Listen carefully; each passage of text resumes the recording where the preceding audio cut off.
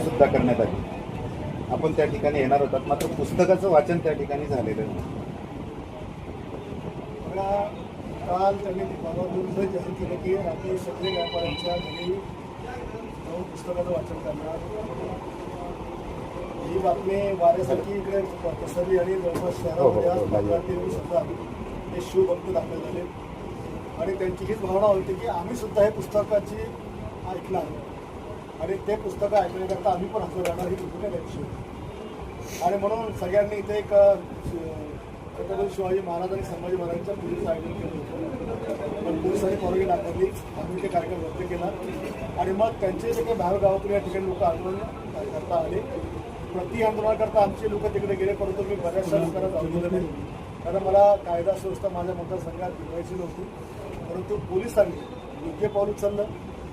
आम्ही जसं पोलिसांचं ऐकलं तसं पोलिसांना ऐकलं नाही, त्याच्यामुळे पोलिसांनी त्या सगळ्यांना डिटेन केलं आणि त्याच्यामुळे नारेबाजी त्यांच्याकडनं पण झाली, तर प्रत्युत्तरात्र आमच्या समोरनं पण झाली, परंतु पुस्तकाचं वाचन मात्र झालेलं नाही।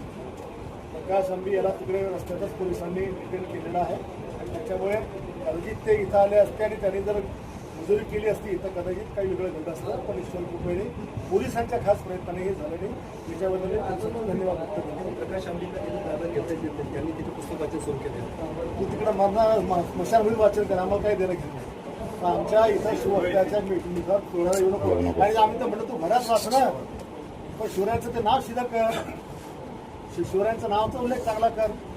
ते 20 खपवले, आम्ही 100 लाख चावले खपवतो, जरा महाराजांच्या नावाचा उल्लेख तर चांगला कर।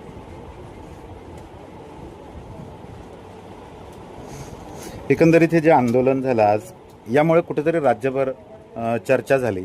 पुन्हा छत्रपती शिवरायांच्या अवमानाबद्दल वारंवार ही चर्चा होते, काय सल्ला देणार? करायलाच पाहिजे।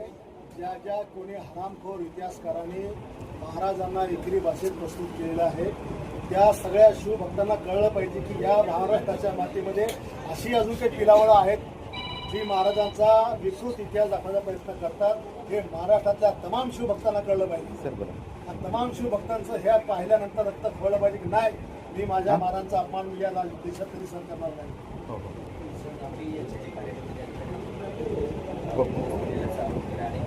संजय गायकवाड त्यांनी पोलिसांना सांगितलं अजून घडलं असं आंदोलन करता आमच्याकडून 10-15 हजार लोक तयार होते। पोलिसांनी आम्हाला विनंती केली, आम्ही पोलिसांचा सन्मान केला, आमची परवानगी नाकारली। तुमची नाकारली ना, मग तुम्ही पोलिसांचा सन्मान ठेवून घरी जायला पाहिजे। तुम्ही पोलिसांच्या अंगावर सोडून जर करत असाल तर पोलिसांची कारवाई करणार आहे। आम्ही दादागिरी करून आंदोलन केलं का? आम्ही करू शकत नव्हतो का? आम्ही तर असं नाही म्हणतो आमची मुस्कटदाबी केली। आमदार असून जर आमची परवानगी रद्द होते, आम्ही कायद्याचा सन्मान केला, पण तुम्ही कायदा मोडसाल तर पोलिसांचं कामच आहे कारवाई करायचं, त्यांनी केली। भाऊ, थोड्याच वेळापूर्वी म्हणजे काही मिनिटापूर्वीच मुख्यमंत्री देवेंद्र फडणवीस असं म्हटलंय की ह्या पुस्तकाला 40 वर्ष झालेले आहेत, मात्र आमदार संजय गायकवाडांनी विनाकारण वाद निर्माण केलेला आहे। हे देवेंद्रजींचं स्टेटमेंट 4 दिवसापूर्वीचं आहे आणि माझी त्यांना पण विनंती की देवेंद्रजी, आपण सक्षम मुख्यमंत्री आहात, अनेक कायदे आपण या राज्यात बदलले, अनेक पुस्तकातले लेख आपण बदलले, या पुस्तकाकडे इतके वर्ष दुर्लक्ष जरी असेल, आता जर त्याच्याकडे कोणाचं लक्ष गेले आणि जर तुमच्या मनाला पडत असेल की महाराजांचा अपमान होतो, तर आपण या पुस्तकाची भाषा बदलली पाहिजे। शिवाजीचे आम्ही छत्रपती शिवाजी महाराज असा उल्लेख करा, काय त्याच्यामध्ये वेगळं होणार आहे? आणि म्हणून मुख्यमंत्री महोदयांना माझी विनंती की एकदा हे अशी पुस्तकं प्रकाशित झालेली पाहिजे, किंवा केली असेल, तुमचं आमचं कोणाचं लक्ष नसेल तर आता लक्षात आलं तर कारवाई झाली पाहिजे। याच्यामुळे कुठे राज्यात वातावरण खराब करायचं किंवा कुठे जातवाद करायचा हा येतो तो अजिबात नाही। आमचं सरळ साधी स्पष्ट म्हणणं आहे, महाराजांचा आदर झाला पाहिजे, याच्यापूर्वी काही नाही। आपण पुस्तकावर बंदी आणण्याची मागणी केलेली आहे, सभागृहात कसा आवाज उठवणार आहे? 100% आम्ही या पुस्तकासंदर्भात किंवा आणखी तिथे कुठे महाराजांचा किंवा महापुरुषांचा, बाबासाहेब असतील, महात्मा ज्योतिबा कृष्ण महात्मा असतील, देवी देवता असतील, संत महात्मा असतील, ज्याच्याबद्दल असं घेतलं असेल विधानसभेत पण आम्ही आवाज होतो आणि उद्यापासून आमची कायदेशीर लढाई पण चालवणार।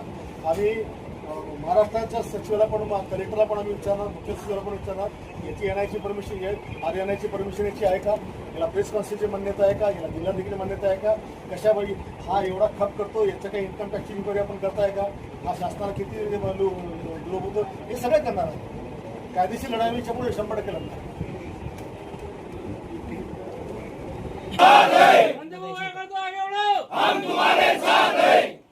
छत्रपति शिवाजी महाराज की जय। छत्रपति के सम्मान में संजू